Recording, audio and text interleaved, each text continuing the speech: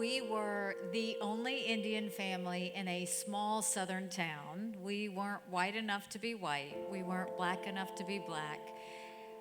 That town didn't know who we were, what we were, or why we were there. My father wore a turban. He still does to this day. My mother wore a sari. And I remember after playing on the playground and coming home after being teased.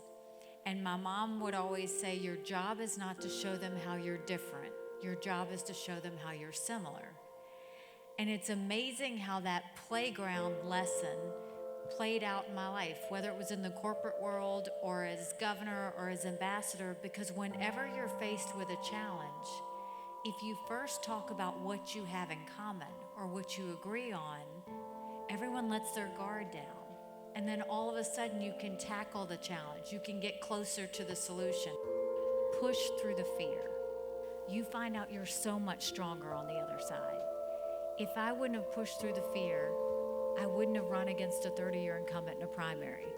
If I wouldn't have pushed through the fear, I wouldn't have run for governor. If I wouldn't have pushed through the fear, I certainly wouldn't be ambassador. And so when you push through the fear, you live life. If you don't push through the fear, you never know what could have been. That small town, the state of South Carolina, and America came to accept us. And my father was able to become a professor. My mother was able to start her own business. And only in this country could I be governor and ambassador. And so it shows why this country is so amazingly special, that you're not branded by the circumstances of your birth. It's about how hard you work.